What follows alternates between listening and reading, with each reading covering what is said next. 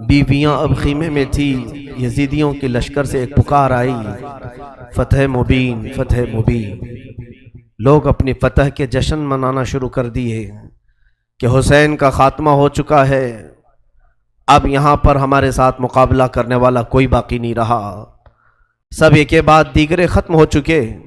لیکن میرے عزیزو، آج بھی میں تمہیں بتاؤں، اللہ کا فضل ہے، مولا کا کرم ہے، سید الشہداء کا یہ فیض ہے کہ بحمدہ تعالیٰ کئی سالوں سے میں ہر سال کربلا پہنچتا ہوں۔ 11ویں کے موقع پر جب ہم زیارت بغداد اور زیارت کربلا میں جاتے ہیں، میں کربلا 2 دن ٹھہرا بھی ہوں، اور ہر سال میرا معمول ہے اپنے جماعت کے ساتھ، اپنے قافلے کے ساتھ کربلا پہنچتے ہیں۔ آج کربلا کا وہ کوئی میدان وہاں نہیں، بڑی بڑی عمارتیں کھڑی ہیں پورے میدان میں، اور روضہ امام حسین جو بنا ہے، اللہ اکبر، اسے حرم حسین کہا جاتا ہے۔ دروازے تک سونے سے کلئی کیے گئے ہیں، گنبد پاک کو سونے سے رنگا گیا ہے، اور وہ حسین کا گنبد آج پورے شہر میں اجالا کر رہا ہے۔ کربلا میں ایک ہی قبر میں باقی 70 لوگ دفن ہیں، اور حسین ابن علی رضی اللہ تعالیٰ عنہ اور ننھے علی اصغر ایک قبر میں دفن ہیں، اور قریب ہی تھوڑے فاصلے پر عباس علمبردار بھی دفن ہیں۔ وہاں پر برسوں ان کی قبریں رہی، آج تو وہ روضہ حسین لاکھوں لوگوں کے جمع ہونے کا مرکز بنا ہوا ہے، لاکھوں لوگ وہاں جمع ہوتے ہیں، اور پھر روضہ حسین سے ہم سب تبرک حاصل کرتے ہیں۔ لیکن اس جنگ کا نتیجہ کیا نکلا؟ لڑے تو حسین کو ختم کرنے کے لیے، لیکن کربلا پر آج بھی حسین کا ہی قبضہ ہے۔ آج جا کر کے دیکھیں تو جگہ جگہ وہاں پر حسین کے ہی نام ہیں، ہر دکان پر امام حسین کا نام، ہر علاقے میں امام حسین کا پرچم لگا ہوا ہے، اگرچہ شیعہ لوگوں کی طرف سے ہو یا اہل بیت سے محبت کرنے والے معتدل لوگوں کی طرف سے ہو، لیکن حسین کا نام ہر کوئی وہاں پر لیتا ہے۔ تھی تو وہ زمین یزیدی لشکریوں کی، فتح تو انہیں حاصل کرنا تھا، کٹے ہوئے لاشیں تھے، وہاں پر کوئی نہیں تھا، لیکن لوگ اس وقت فتح مبین اعلان کر رہے تھے، یزیدی لشکر فتح ہو گیا۔ اے ظالموں، کہاں ہے وہ تمہاری فتح؟ 14 صدیاں گزر گئی، فتح کا جھنڈا اب بھی کربلا میں حسین کا لہرا رہا ہے۔ اور بلکہ کربلا نہیں، آج بھی ہمارے گھروں میں بچے پیدا ہوتے ہیں تو ہم میں سے آج تک کسی نے یزید نام نہیں رکھا، حسین نام رکھنے پر فخر کرتے ہیں۔ تم ڈھونڈو گے تو محلے میں کوئی نہ کوئی حسین تمہیں مل ہی جائے گا۔ لاکھوں حسین دنیا میں پیدا ہوتے رہے اور ہو رہے ہیں اور قیامت تک ہوتے رہیں گے، لیکن نہ یزید کی نسل باقی ہے، نہ ان لشکریوں کا کوئی نام لیوا باقی ہے۔ تو کیسی فتح تھی؟ وہ تم نے دنیا کے لیے لڑا تھا، اور تم مال کے لیے لڑے تھے، اور مولا حسین صرف رضائے الہی کے لیے لڑے تھے، رسول پاک کی شریعت طاہرہ کے نفاذ کے لیے لڑے تھے، اور رب تعالیٰ نے انہیں ایسی فتح عطا کی، گھر لٹ گیا الگ بات ہے، لیکن ان کے ذکر پاک سے آج لاکھوں رونے والوں کی آنکھیں نم رہتی ہیں، لاکھوں نہیں کروڑوں آنکھیں روتی ہیں مولا حسین کے لیے۔ کیا آج ہر گھر میں حسین ابن علی کا تذکرہ نہیں ہوتا؟ مائیں اپنے بچوں کو حسین کے واقعات نہیں سناتی؟ میرے عزیزو، اصل فتح تو یہ ہے جو حسین ابن علی کو حاصل ہوئی۔ مولا حسین ابن علی رضی اللہ تعالیٰ عنہ کو جو اللہ تعالیٰ نے مقام دیا، اور اسی طرح سے ملک شام بھی ہم نے دیکھا، دمشق کے بازار جہاں مولا کو نیزوں پر لایا گیا تھا، وہاں پر معلوم کیا کہ یزید کی قبر ہے کہاں، تو لوگوں نے بتایا کہ فلاں جگہ ایک دمشق کے لوگ کوڑا کرکٹ جہاں پھینکتے ہیں، کچرا پھینکتے ہیں، اسی کچرے کے اندر کہیں اس کی قبر ہے، لیکن کوئی نشان نہیں۔ تاریخ میں ہے کہ یہ جگہ قبر یزید ہے، اس جگہ پر یزید دفن ہوا تھا، اور اسے ایک بڑی بیماری لگی تھی، اس بیماری میں وہ مرا تھا۔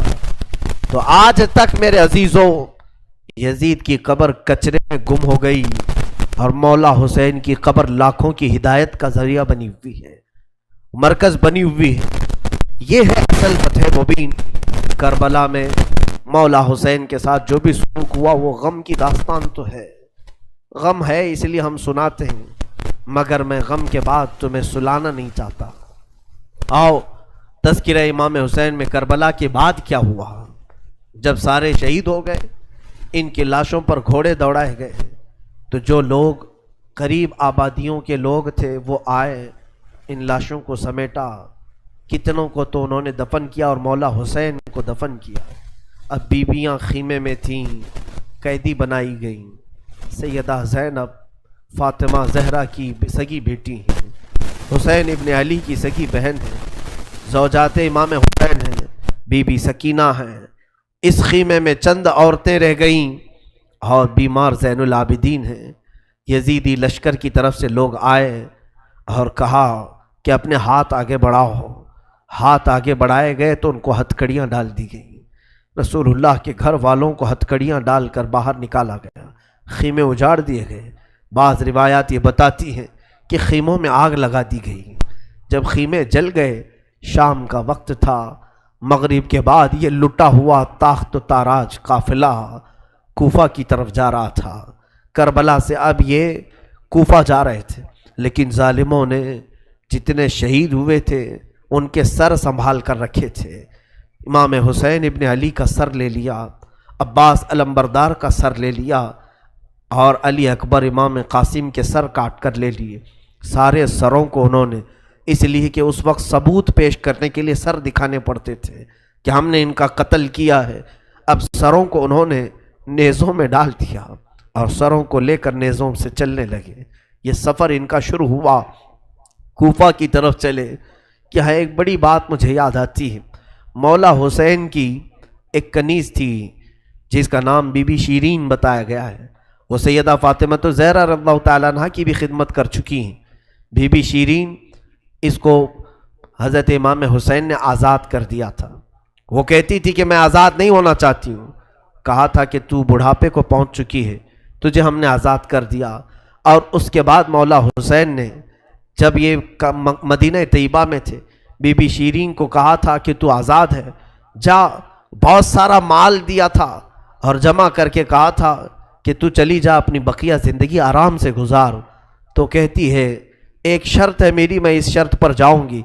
इमाम हुसैन इब्न अली ने पूछा कि हमने तुझे किसी चीज़ से रोका नहीं, मना नहीं किया, क्या चीज़ तू चाहती है? बीबी शीरीन ने कहा था कि मौला हुसैन, बस चाहती हूँ कि मैं घर बना लूँ, घर में रहूँ, एक बार आप अपने कदम रख देना, हम गरीबों के घर पर एक बार आप तशरीफ़ ले आएँ, मेरी वो मेराज हो जाएगी।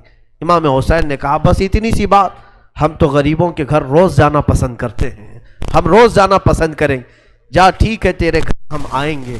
और बीबी शीरीन ने कहा, नहीं मौला, मेरी एक दरख्वास्त ये है कि आप अपने ख़ानदान के साथ आएंगे, अपने शहज़ादों शहज़ादियों औरतों के साथ आएंगे। मौला हुसैन ने सारी औरतों से कहा, देखो बीबी शीरीन कहती है इसके घर दावत है, हम सब आएंगे। और उसको बतौर मुस्कुराते हुए आपने फरमाया, बीबी शीरीन, ऐसा ना हो कि हम आए और तू पहचान ही ना सके, ऐसा ना हो कि तू पहचान ही ना सके। कदमों में गिर गई, कहा कि मैं आपके घर की खाई हुई, मैं आपकी परवरदा, कभी आपको न पहचानूं, ऐसा कैसे हो सकता है। वो खातून गई, कूफा के करीब एक छोटी सी बस्ती में घर बनाया, बड़ा अच्छा सा घर बनाया, और उसकी बस्ती वाले भी उसकी बड़ी इज्जत करते थे कि ये फातिमा के घर काम की हुई औरत है, हुसैन इब्न अली के घर काम की हुई औरत है। वो हर घर में जाती थी, बस्ती वालों से कहती थी, लोगों देखना मैंने घर बनाया और पैगाम भेज दिया है, फातिमा के लाडले शहजादे रसूल इमाम हुसैन ने मुझे वादा किया है एक बार वो मेरे घर तशरीफ़ लाएंगे। बस्ती वाले कहते थे, क्या तेरी किस्मत है कि तेरे घर मौला हुसैन आने की बात कर चुके हैं, रसूलुल्लाह का शहजादा तेरे घर आएगा। सब उसकी गांव में बड़ी इज्जत थी, लोग कहते थे कि इसकी बात पर हुसैन आने वाले हैं। एक बार जैसे ही बीबी शीरीन को खबर हुई कि इमाम हुसैन मदीना से मक्का निकल चुके हैं और मक्का से कूफा आने वाले हैं, जैसे ही ये खबर मिली तो उसने पैगाम भिजवाया और फिर अपने घर को रंगो रोगन करना शुरू कर दिया और कमरे सजाए कि मौला हुसैन का काफिला आ रहा है और कूफा जाने वाले हैं और मेरे घर पर ठहरेंगे। जंग की कोई खबर ही नहीं थी। गांव वालों को जैसी इत्तला हुई, गांव के सारे लोग उसके साथ मिल गए।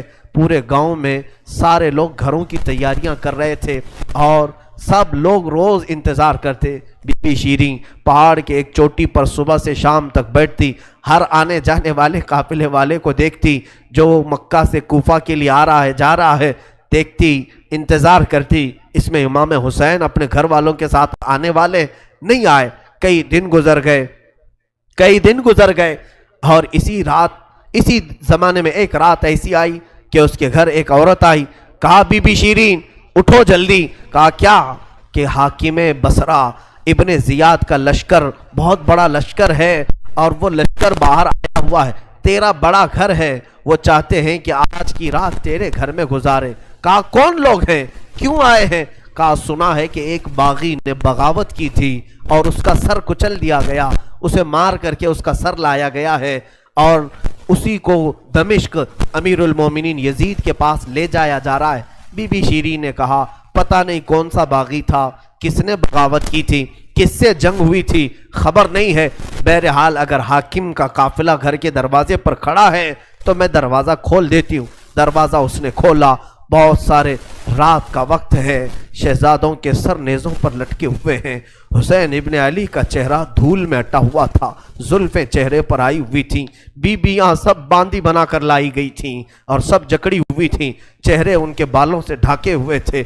اس خاتون نے دیکھا اور کہا ہائے ہائے افسوس، قیدی آئے ہیں میرے گھر.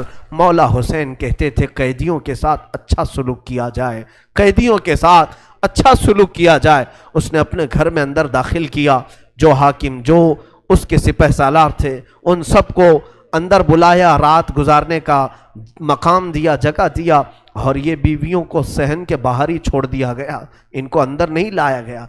اور اس خاتون نے کہا ان قیدیوں کو بھی تو لاؤ، میرا گھر کافی بڑا ہے، میں اندر سلا لوں گی. اسے اب تک یہ خبر نہیں تھی یہ لٹا ہوا قافلہ ہے کس کا، آخر یہ لٹا ہوا قافلہ کس کا آیا ہے. رات کے وقت اس نے کھانا بنایا، سارے فوجیوں نے کھانا کھا لیا تو بی بی سے کہا ان قیدیوں کو کھانا مت دینا، وہ کھانے کے مستحق نہیں ہے. اس نے چلا کر کے کہا دیکھو ہمارا دستور یہ ہے کہ میں فاطمہ کے گھر کام کر چکی ہوں، وہاں فاقے تو رکھتے تھے لوگ، گھر میں فاقہ تو ہوتا تھا لیکن باہر آنے والے مہمان کو بھوکا نہیں رکھا جاتا، وہ چاہے قیدی ہوں باغی ہوں جس طرح کے ہوں، مجھ سے جو بن سکے گا میں کھلاؤں گی. اس نے کھانے بنائے اور اس کے بعد لے کر کے آئی اور اس کے بعد کھانا جب سیدہ بی بی زینب کے پاس رکھا تو بی بی زینب نے اپنے دونوں ہاتھ دکھائے جو پیچھے بندھے ہوئے تھے. اس خاتون نے بی بی شیریں نے کھولا اور ان کے بالوں سے چہرہ ڈھکا ہوا تھا اور اس نے کھانا پروسا کہ کھا لو بیویوں کھا لو. تو بی بی زینب نے پکار کر کے اپنے بھائی کا نام لیا، یا حسین ابن علی. تو بی بی شیریں چونک اٹھی، یہ نام تو کیوں لے رہی ہے؟ یہ نام تو میرے آقا کا ہے جس کی میں باندھی تھی، میں خدمت گزار تھی، یہ نام تو کیوں لے رہی ہے؟ بی بی زینب کہتی ہے بی بی شیریں کیا ہم نے تجھے پہچان لیا؟ بابا نہیں کہتے تھے کسی دن ہم گھر پر آئیں اور تو پہچان ہی نہ سکے؟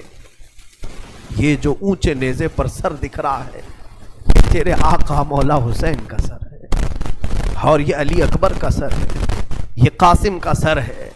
بی بی زینب پکارتی گئی. بی بی شیریں نے دیکھا اور پکار کر کے کہا مولا کیسی مہمان نوازی کا وقت تم نے دیا، کیا اس طرح بھی کوئی مہمان بنتا ہے کسی کے گھر؟ اور یہ کہتی ہوئی غش کھا کر گر پڑی. اس پر پانی ڈالا جاتا، وہ اٹھتی پھر غش کھا جاتی، بے ہوش ہو جاتی.